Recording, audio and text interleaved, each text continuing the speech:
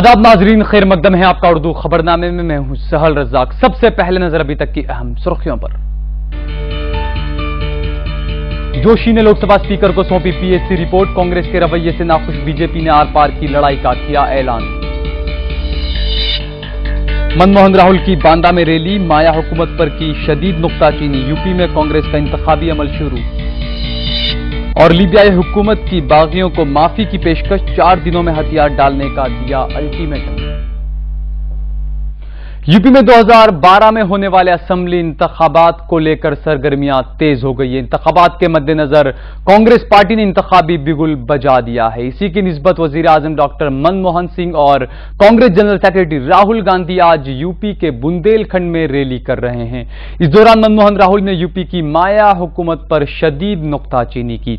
वहीं बांदा में हो रही इस रैली के मद्देनजर इलाके में सिक्योरिटी इंतजामात भी मजीद सख्त किए गए हैं। बुंदेलखंड पर हमेशा से ही होती रही सियासत ने वजीर आजम और राहुल के इस दौरे को खास बना दिया है। दरअसल पूरा बुंदेलखंड इलाका सूखा, भूखमरी, गरीबी और खुदकुशी करते काश्तकारों का गढ़ बन चुका है। किसानों को यहां तरक्की चाहिए, लेकिन ये लोग सियासत के बीच पसीजते ही जा रहे हैं। हालांकि मरकज ने पहले ही यूपी हुकूमत को बुंदेलखंड के लिए तकरीबन 3000 करोड़ रुपए का पैकेज देने का ऐलान किया हुआ है, लेकिन सूबे की माया हुकूमत इस पैकेज को नाकाफी बता रही है।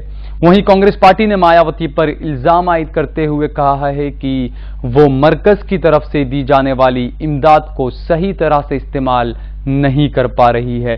और आज जो है वो इसी पूरे मुद्दे को लेकर आज बुंदेलखंड में वजीर आजम डॉक्टर मनमोहन सिंह और कांग्रेस जनरल सेक्रेटरी राहुल गांधी एक रैली को खिताब कर रहे हैं। इस रैली को खिताब करते हुए मनमोहन और राहुल ने माया हुकूमत पर शदीद इल्जाम आयद किया है कि दी गई माया का सही इस्तेमाल से नाकाम नजर आ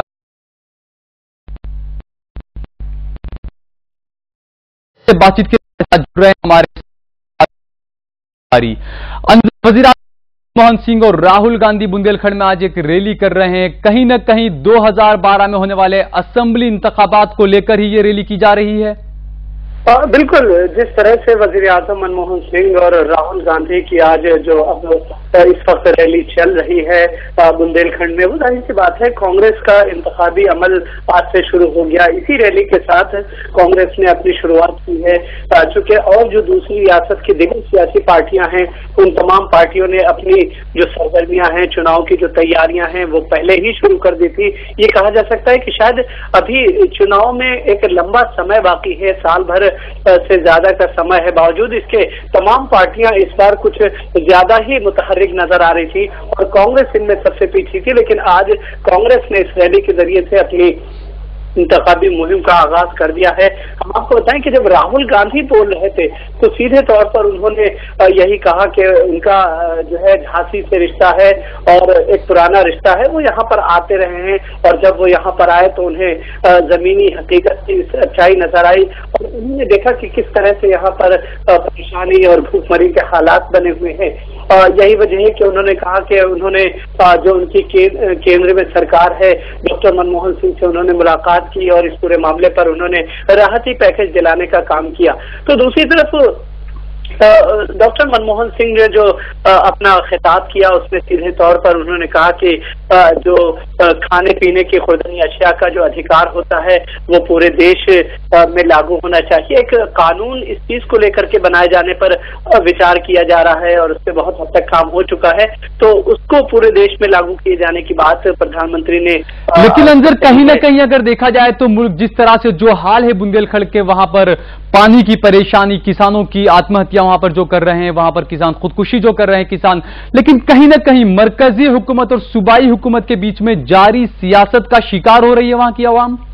जाहिर सी बात है, ये अब की बात नहीं बल्कि इससे पहले भी जो है बुंदेलखंड पे सिर्फ सियासत होती आई है। अब तक सीरियसली किसी भी सरकार ने इस तरफ ध्यान नहीं दिया है। आज की भी अगर हम बात करें तो आज भी प्रधानमंत्री जब कह रहे थे कि दोनों जो रियासतें हैं, क्योंकि थोड़ा हिस्सा उत्तर प्रदेश का और थोड़ा हिस्सा मध्य प्रदेश का बुंदेलखंड का इलाका कहलाता है, तो उनका साफ तौर पे ये कहना था कि जो दोनों रियासतें हैं वहां की सरकारें जो विकास के पैकेजेस होते हैं, विकास के लिए जो पैसा दिया जाता है उसका दुरुपयोग कर रहे हैं, उसको सही से इस्तेमाल नहीं कर रहे हैं। सीधे तौर पर यह कहा जा सकता है कि एक उन्होंने नुक्ताचीनी की है, तनकीद की है। इसके अलावा क्योंकि हम आपको बताएं कि जो एमपी का हिस्सा आता है, एमपी में बीजेपी की सरकार है, उत्तर प्रदेश में मायावती की सरकार है। दोनों ही इलाके ऐसे हैं जहां पर कांग्रेस की सरकारें नहीं है। इस वजह से इस पूरे मामले पर प्रधानमंत्री ने इस तरह की बात कही। तो उन्होंने इसके अलावा कुछ राहती ऐलान भी किए हैं, क्योंकि इस वक्त बुंदेलखंड की आवाम को इस बात का इंतजार था कि प्रधानमंत्री आए हैं तो वो क्या कहेंगे। हम आपको बताएं कि प्रधानमंत्री ने सीधे तौर पर ये कहा है कि बुंदेलखंड के जो हालात हैं उसको वो हर हाल में बदलने की कोशिश करेंगे।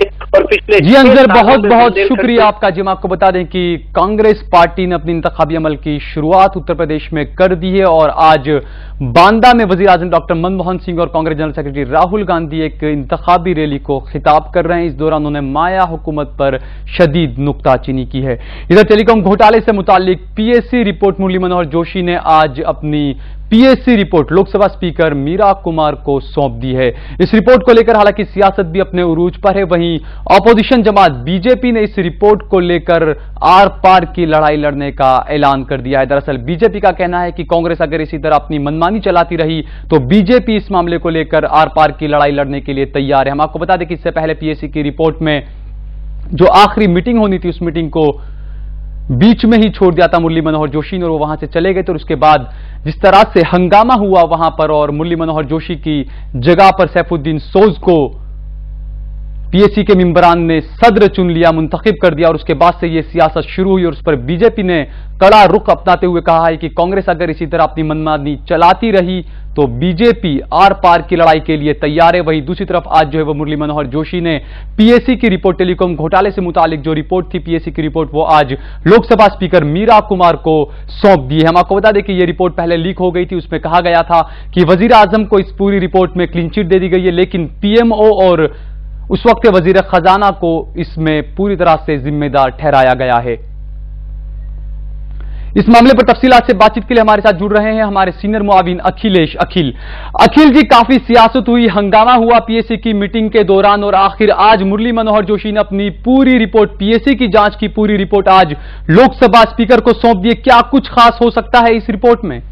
देखिए, कुल रिपोर्ट पूरी मुरली मनोहर जोशी संवैधानिक तरीके से अपनी रिपोर्ट जो है लोकसभा स्पीकर को सौंपी है, लेकिन सौंपा है। लेकिन सबसे बड़ी चीज ये है कि इसके पहले भी जो है सरकार के जो उस दिन जो घटना घटी थी उस पर जो है सैफुद्दीन सोज ने भी समझिए इस रिपोर्ट को ही खंडन कर दिया था। उनके मैंने कांग्रेस की तरफ से जो 11 मेंबर उन्होंने रिपोर्ट को ही खंडन कर दिया था। तो कुल मिलाकर इस रिपोर्ट के कोई मीनिंग नहीं रह जाती है सरकार की तरफ से। सबसे बड़ी बात यह है कि मुरली मनोहर जोशी 2G स्कैम घोटाले की जांच कर रहे थे। उनका कहना है कि क्योंकि घोटाला हुआ है और उसमें घोटाले से संबंधित जितने भी डिपार्टमेंट है उस पर उंगलियां उठाई गई है, तो जाहिर सी बात है ये संसदीय प्रणाली के तहत जो है अब जो है संसद के स्पीकर को दे दिया गया है। अब निर्णय उनको करना है कि आगे की कार्यवाही क्या होगी। लेकिन अखिल जी, कहीं ना कहीं इस रिपोर्ट को लेकर पूरी तरह से टकराव बढ़ा हुआ है। बीजेपी जो है वो आर पार की लड़ाई के लिए मैदान में आ चुकी है। बीजेपी का कहना है कि जिस तरह से कांग्रेस पार्टी अपनी मनमानी कर रही है, अगर ये मनमानी जारी रही तो बीजेपी आर पार की लड़ाई लड़ेगी इस मामले में। देखिए, बीजेपी अपोजिशन पार्टी है, जाहिर सी बात है कि एक लोकतंत्र में अपोजिशन की अपनी भूमिका होती है, वो तो लड़ाई लड़ेगी ही। वो हमेशा इस बात को लेकर इसकी लड़ाई लड़ ही रही है, आवाज उठा रही है। लेकिन सबसे बड़ी चीज है कि संवैधानिक तरीके से अब इस रिपोर्ट पर आगे की क्या कार्रवाई होगी ये सबसे महत्वपूर्ण है, क्योंकि संवैधानिक स्तर पर जो है यहाँ पर टकराहट की स्थिति पैदा हो गई है। एक तरफ जो है इस रिपोर्ट को ही खंडन किया जा चुका है, इस रिपोर्ट को रिजेक्ट किया जा चुका है। दूसरी तरफ इस रिपोर्ट को जो है फिर सरकार माने लोकसभा अध्यक्ष के सामने जो है स्पीकर के सामने पेश किया जा रहा है। तो अब इसको लेकर जो है जो संवैधानिक प्रक्रिया होगी उस पर अब बहस चलेगी। अब जी अखिलेश जी, बहुत बहुत शुक्रिया आपका। जी हां, पीएससी रिपोर्ट को लेकर टकराव बढ़ गया है। अब बीजेपी और कांग्रेस के बीच आज जो है वो मुरली मनोहर जोशी ने अपनी रिपोर्ट जो है पीएससी की जो टेलीकॉम घोटाले की पूरी रिपोर्ट थी वो आज लोकसभा स्पीकर को सौंप दी है। इधर अरुणाचल प्रदेश के वजीर आला खांडू दोरजी के लापता हेलीकॉप्टर का पता चल गया है। वो हेलीकॉप्टर मिल चुका है। दरअसल खांडू का हेलीकॉप्टर करीब 9:50 पर तवांग से ईटानगर के लिए रवाना हुआ था, जिसे 1.5 घंटे में ईटानगर पहुंचना था, लेकिन तकरीबन 4-5 घंटे बीत जाने के बावजूद भी खांडू का हेलीकॉप्टर ईटानगर नहीं पहुंचा। खबरों के मुताबिक उड़ान भरे जाने के आधे घंटे के बाद हेलीकॉप्टर का एटीसी से राब्ता टूट गया था। इस हेलीकॉप्टर में अरुणाचल प्रदेश के वजीर आला खांडू दोरजी के अलावा और 4 क्रू मेंबर भी मौजूद थे। वहीं वजीर आला का हेलीकॉप्टर के लापता होने की खबर आते ही इंतजामिया के हाथ पांव फूल गए थे, लेकिन हेलीकॉप्टर की सेफ लैंडिंग की जाने की खबर मिलते ही इंतजामिया की जान में जान आ गई।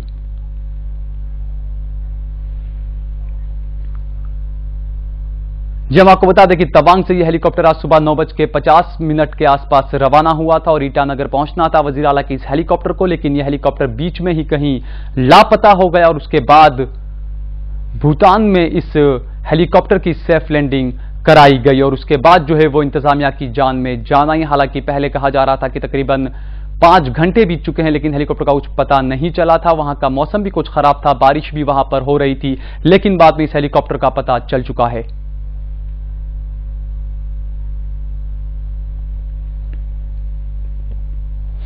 वहीं इस मामले पर रेसिडेंशियल कमिश्नर ए.के. मिश्रा का क्या कहना है, आइए सुनते हैं।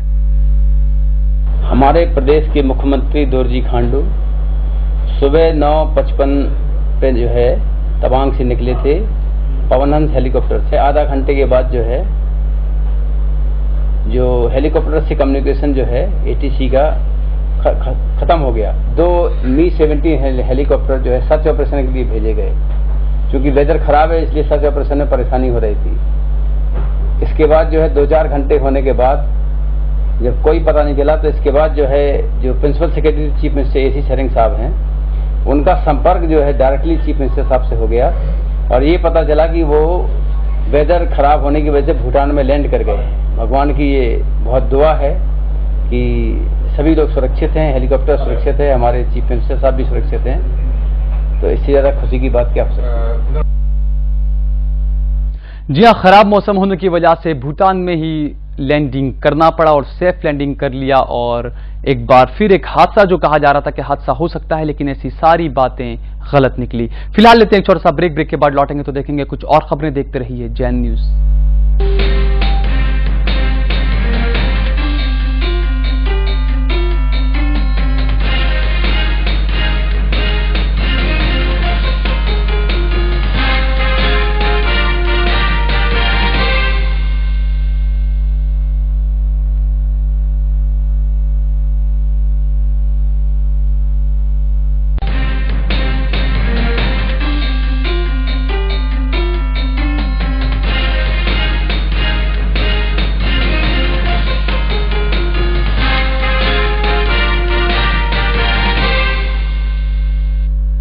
ब्रेक के बाद एक बार फिर से खैर मकदम है आपका उर्दू खबरनामे में। खबरनामे के सिलसिले को आगे बढ़ाने से पहले नजर अभी तक की अहम सुर्खियों पर।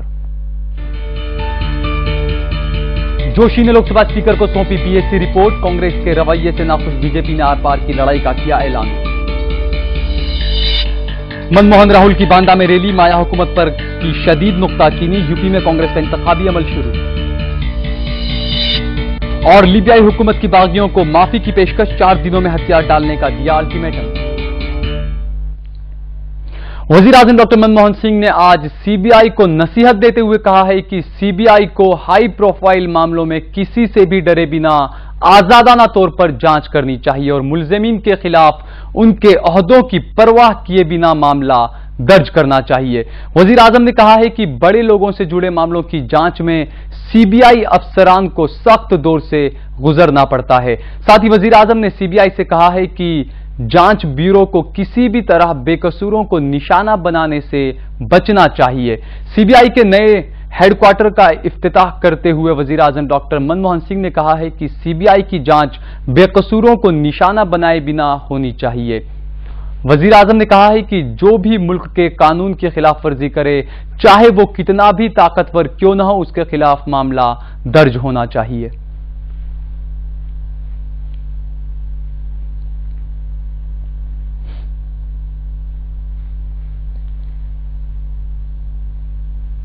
महाराष्ट्र की मुतनाज़ा आदर्श सोसाइटी मामले में सीबीआई ने अब एक नया खुलासा किया है। सीबीआई के खुलासे के मुताबिक साबिक वजीर आला अशोक चौहान ने आदर्श सोसाइटी में फ्लैट लेने के लिए आईपीएस अफसर संजय बर्वे से 65 लाख रुपए उधार लिए थे। अब पता लगाया जा रहा है कि ये रकम कहीं घूस तो नहीं थी, क्योंकि चौहान पर इल्जाम है कि उन्होंने इस रकम के बदले में बर्वे के वालिद को आदर्श सोसाइटी में फ्लैट दिलवाने में मदद की थी। सीबीआई के मुताबिक 2009 में चौहान जब महाराष्ट्र के रेवेन्यू मिनिस्टर थे, उस वक्त उन्होंने आईपीएस अफसर संजय बर्वे से 65 लाख रुपए लिए थे। सीबीआई ने इस निस्बत पुख्ता सबूत होने का भी दावा किया है। सीबीआई के पास इस बात के सबूत हैं कि बर्वे ने चौहान के पास से 65 लाख रुपए का चेक उनकी वालदा के नाम पर लिया था। सीबीआई का मानना है कि यह कोई कर्ज नहीं बल्कि पैसों को ठिकाने लगाने के लिए दी गई रकम थी। इस मामले की ज्यादा इत्तला हासिल करने के लिए सीबीआई अब इनकम टैक्स महकमे से राब्ता कायम किए हुए है और इसमें कोशिश में लग रही है कि इस मामले में कुछ और बाहर आ सके। उधर दूसरी जानिब बर्वे ने अपनी सफाई में कहा है कि उन्होंने ना तो चौहान को कोई पैसे दिए हैं और ना ही उनका आदर्श सोसाइटी से कोई लेना देना है।